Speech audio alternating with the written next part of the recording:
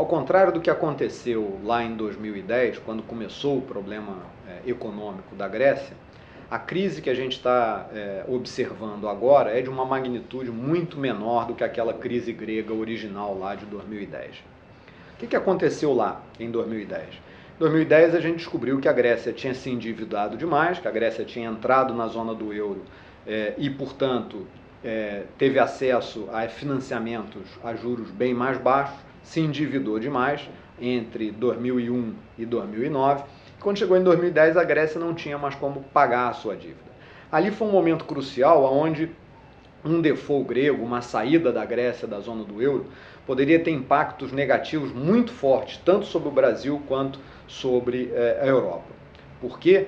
Porque ela ia criar um efeito em cadeia de quebra bancária. Né? A pergunta é, se a Grécia entra em default e não paga a sua dívida, quem é o detentor, né, de títulos gregos? O sistema bancário europeu. Então, se a Grécia não paga, os bancos europeus provavelmente lá em 2010 iriam todos eles à falência.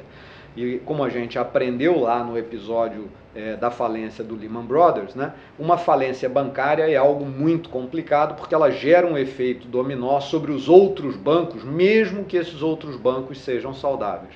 Quando quebra um banco, você imagina que o seu banco talvez não seja tão sólido assim, você começa a sacar o dinheiro, você gera uma corrida bancária e você acaba criando uma crise sistêmica no sistema bancário, o crédito desaparece, sem crédito a economia não consegue andar, portanto você gera uma recessão ainda por cima. Então lá em 2010 a situação era crítica, nós estávamos nos recuperando, né, recém nos recuperando da crise bancária gerada pelo Lehman Brothers e uma falência da Grécia naquele momento podia gerar uma nova onda de crise bancária e, portanto, uma nova onda de recessão no mundo. Naquele momento foi muito importante que o Banco Central Europeu, que o Fundo Monetário Internacional e que os países da União Europeia ajudassem a Grécia para não deixar a Grécia quebrar, entrar em default e sair da zona do euro.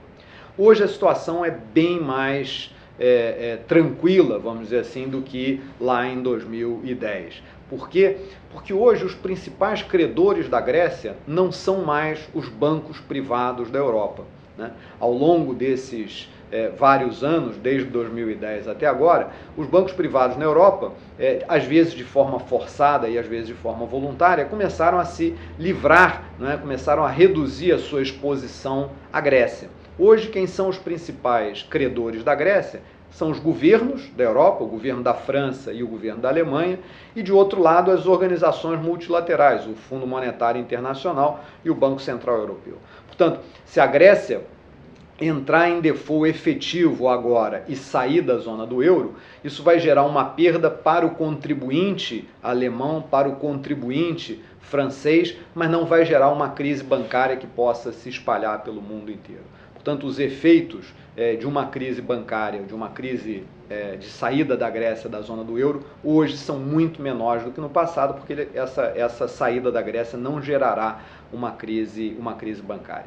Na verdade, para nós aqui no Brasil, é muito mais relevante o que está acontecendo na China. Quer dizer, as nossas relações comerciais e as relações comerciais do mundo inteiro são muito mais fortes com a China do que com a Grécia. A Grécia não representa mais do que 2,8% do PIB da comunidade europeia.